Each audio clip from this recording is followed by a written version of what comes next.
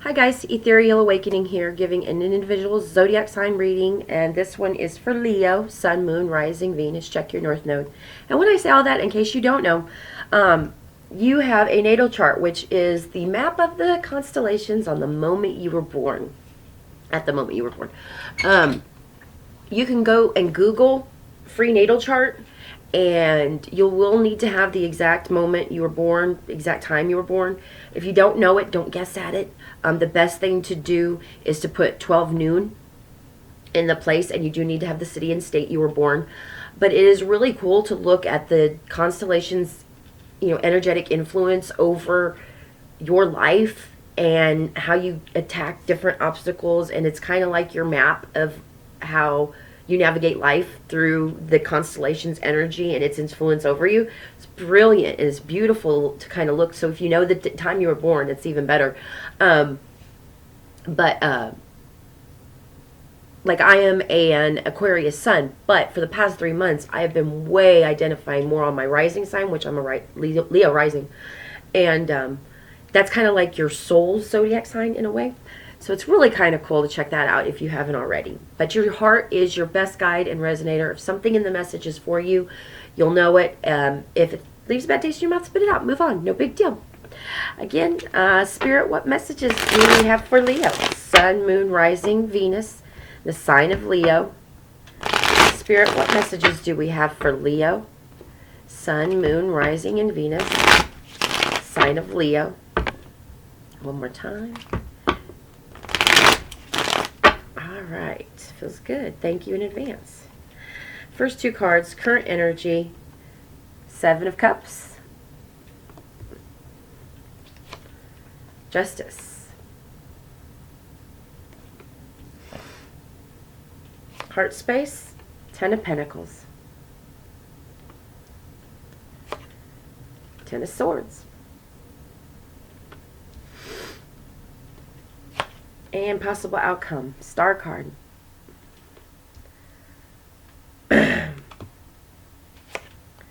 Six of Pentacles.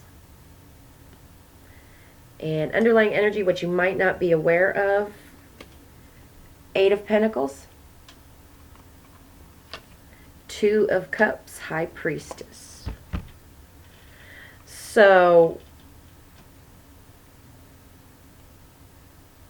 Leo, this is, maybe you're recognizing that some of the people in your life have run their course. We have this, we've been indoctrinated in relationship psychology, a little wonky.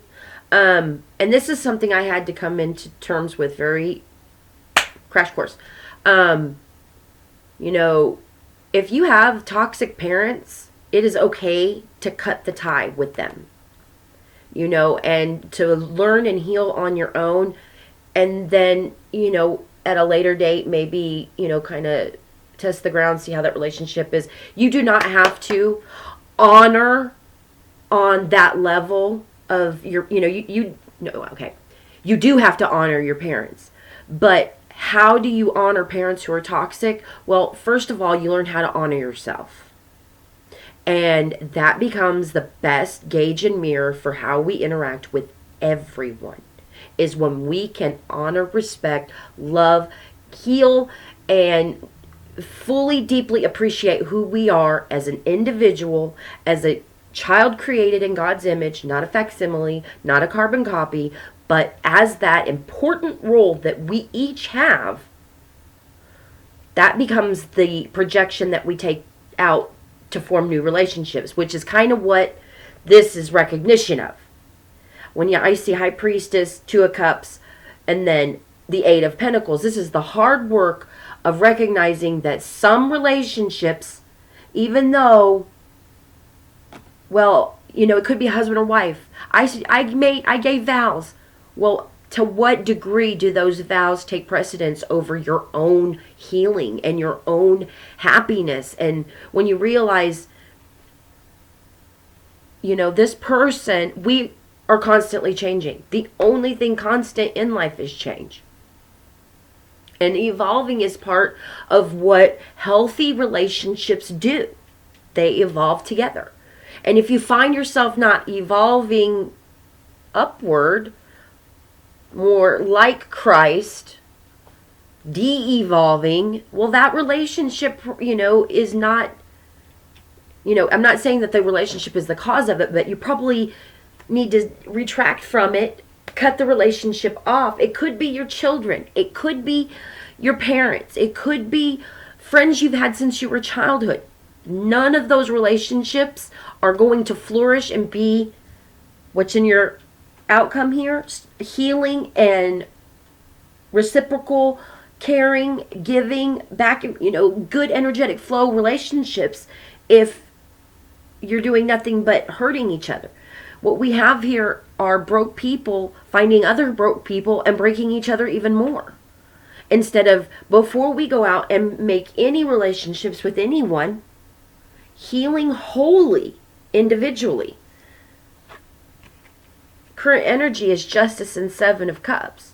It's this idea that of all of these delusional choices, what's fair? What's right? Heart space.